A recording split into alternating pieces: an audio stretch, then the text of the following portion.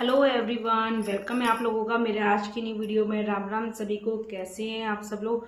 उम्मीद करती हूँ सब लोग स्वस्थ होंगे, मस्त होंगे और अपने अपने कामों में व्यस्त होंगे। मैं भावना सिंह लेकर आ गई हूँ एक और प्यारी सी स्टोरी। आई होप आप लोगों को आज की ये स्टोरी बहुत पसंद आए। तो प्लीज़ यदि आप मेरे चैनल में फर्स्ट टाइम आ रहे हैं तो सभी लोगों से रिक्वेस्ट करना चाहूँगी कि बेल आइकन के साथ में मुझे ज्वाइन कर लीजिएगा। और आप कहाँ से मेरा वीडियो वॉच कर रहे हैं कमेंट में ज़रूर बताइएगा। तो चलिए शुरू करते हैं एक स्टोरी प्यारी सी। एक गांव में ना एक बहुत ही ज़्यादा समझदार और मेहनती एक लड़का रहता था जो कि कारपेंटर का काम करता था। और कारपेंटर का काम वो इतनी खूबसूरती से इतने अच्छे से करता था कि बहुत ही बढ़िया करता था। बस उसके अंदर एक बुराई थी कि जब भी वो काम शुरू करता था ना, कोई भी काम करता था तो बड़ा एक्साइटेड होके करता था। मतलब वो कारपेंटर इतना अच्छा था, मतलब वो जैसे अगर मान के चलिए वो स्टूल बना रहा है, अलमारी बना रहा है, टेबल बना रहा है, तो उसका वर्कशॉप था ना, तो उस वर्कशॉप के अंदर ना बस एक ही चीज़ की कमी थी कि कोई भी चीज़ कंप्लीट नहीं थी, सारी चीज़ अनकम्प्लीट थी। उस लड़के के अंदर एक प्रॉब्लम थी कि वो कोई भी काम करता था ना, बड़े जोश और हुनर के साथ उसको शुरू करता था और उसको करते करते ना उसको कंप्लीट नहीं करता था। और फिर उसके दिमाग में कोई दूसरा आइडिया आया था तो वो दूसरे काम को पकड़ लेता था। और इस वजह से ना मतलब ना उसके ना पिताजी भी ना उससे बहुत परेशान थे। उसके पिताजी भी बोलते थे कि बेटा काम कितना नया तुम शुरू कर रहे हो वो मायने नहीं रखता, तुम कितने काम को खत्म कर रहे हो ना ये मायने रखता है। उसके पिताजी ने भी उसे बहुत समझाने की कोशिश करी पर उसको बच्चे को समझ में नहीं आई। और गांव में ना वो एक अच्छे कारपेंटर की जगह ना एक अधूरा कारपेंटर के नाम से मशहूर हो गया कि ये सब कामों को अधूरा छोड़ देता। उसके वर्कशॉप के अंदर कोई भी एक ऐसा सामान नहीं था, चाहे वो स्टूल हो, चाहे अलमारी हो, चाहे कुछ भी टेबल हो, कि जो कंप्लीट हो। और एक दिन फिर उसके यहाँ पे किस्मत ने दस्तक दी। उस गांव के मुखिया आए और गांव के मुखिया ने बोला कि मैंने सुना है कि तुम बहुत अच्छे कारपेंटर हो और तुम मेरी बेटी की शादी है 3 महीने बाद, तो मैं चाहता हूं तुम उसके लिए एक लकड़ी का बढ़िया सा संदूक बनाओ, जो श्रृंगारदानी बोलते हैं ना जिसे, वो बना के तैयार करके दो। तो वो बड़ा खुश हो जाता है कि अरे मुखिया जी के हाथ से आया है। तो बड़ी लगन और मेहनत के साथ में वो इस संदूक को इतने अच्छे से बना रहा था कि आसपास के गांव के लोग देख रहे थे और बच्चे देख रहे थे, सभी लोग। और सब सोच रहे थे कि इस बार तो ये कर लेगा और इस बार तो ये पूरा कंप्लीट करके मानेगा। फिर सडनली उसके दिमाग में कुछ और ख्याल आया था और उसको वो साइड में रख देता और कुछ और काम कराया। समय बीतते चला जाता है, 1 महीने हो जाते हैं, 2 महीने हो जाते हैं, 3 महीने हो जाते हैं, वो संदूक धूल खा रहा होता है और वो कोई और काम में लग जाता है।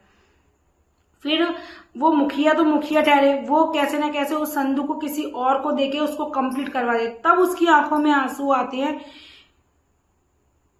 कि जो काम मेरा था आज वो किसी और को मिल गया, काश मैंने इस काम को कर लिया होता। बड़ा दुखी हो जाता और वो अपने उस वर्कशॉप के अंदर आराम से बैठता है और रोते हुए उसकी आंखों से आंसू बहते हैं। और जब वो पूरे में नजर घुमा के देखता है तो उसके जितने भी काम थे सब अनकम्प्लीट थे, एक भी काम ऐसा नहीं था जो कि कंप्लीट हो। और वो बहुत परेशान हो जाता है और परेशान हो जाता है तो उस गांव में एक बहुत जाने माने बुजुर्ग रहते थे जो कि लोगों की दिलों की बात पढ़ लेते थे और उस समस्या का समाधान निकालते थे। तो वो उनके पास जाता है और बोलता है कि प्लीज आप मेरी समस्या का भी समाधान करिए। तो वो एक लकड़ी का टुकड़ा होता है और तो पूछते हैं ये क्या है, तो बोलता है एक लकड़ी का टुकड़ा है। तो उसको छीलते हैं, उसको एक आकृति देते हैं, तो इसमें क्या है, तो बोलते हैं कि इससे आकृति उन्होंने स्पून चम्मच की दिया था कि चम्मच है। तो कि अगर मैं इसको ऐसे ही छोड़ दूंगा तो ये एक स्पून या चम्मच नहीं बन पाएगा, ये एक बेजान लकड़ी का टुकड़ा ही रहेगा। तो इस पे काम करना है। इसी प्रकार तुम अपने गैरेज में जाओ और जो भी तुमने काम को अधूरा छोड़ा है बस मेरे कहने से उस काम को 10 मिनट दो और उस काम को डेली प्रतिदिन करो। तो वो उनकी बातों को हाँ करके और जाता है और अपने गैरेज में सबसे पहले उसके हाथ का बना हुआ एक छोटा सा स्टूल था, तो वो रोज उस स्टूल को 10 मिनट उस पर देता और उस पर काम करता। फिर एक दिन उसका ध्यान फिर से भटक रहा था पर उसको उस बुजुर्ग की बात आई कि नहीं तुम्हें 10 मिनट देना है तो देना है और कंप्लीट करना है। उसने 10 मिनट देके रोजाना उस स्टूल पे मेहनत करी और एक सुंदर सा बढ़िया सा स्टूल तैयार हो गया। और उस स्टूल को देख के वो इतना खुश हुआ कि आज पहली बार मैंने कोई चीज तैयार की है। उसके दिल को बड़ा सुकून मिलता है। और धीरे धीरे करके वो अपने गैरेज के जितने भी मेज, अलमारी और जितने भी जो भी सामान था सबको धीरे धीरे कंप्लीट करने लगा। और देखते देखते उसके वर्कशॉप का हालत एकदम परफेक्ट हो गया, सब चीजें कंप्लीट। जितने भी लोग आते हैं सब देखते कि अरे वाह इसने तो ये कंप्लीट कर लिया, और इतना सुंदर डिजाइनिंग, क्योंकि उसके पास टैलेंट तो था बट वो क्या दिमाग थोड़ा सा इंसान का भटक जाता ना, एक काम पूरा नहीं किया दूसरा शुरू किया। उसके पिताजी उसके इस हुनर को देख के बड़े खुश हो गए और बहुत मतलब उनको प्राउड हुआ कि मेरे बच्चे के अंदर कितना टैलेंट था बट इसने छुपा के रखा। तो दोस्तों इस कहानी से बस हमें क्या सीख मिलती है कि हमें कभी भी कोई काम की जब शुरुआत करते हैं ना तो उस काम को पहले हमें खत्म करना है। क्योंकि हम शुरू में तो ना बहुत मोटिवेट होती है, कोई भी चीज करते हैं ना हम शुरुआत तो बहुत मोटिवेट, पर उसको सही मायने में अगर आप डिसिप्लिन में रह के करोगे ना तो आप उसको फिनिश कर पाओगे। तो कोई भी काम जब हम शुरू में करते तो बड़ा एक्साइट होती है। जो मतलब जो बीच का जो सफर होता है ना, शुरुआत बहुत अच्छी लगती है, एंड बहुत अच्छा लगता है, पर जो बीच का जो सफर होता है ना वही सबसे ज्यादा टफ और डिफिकल्ट होता है।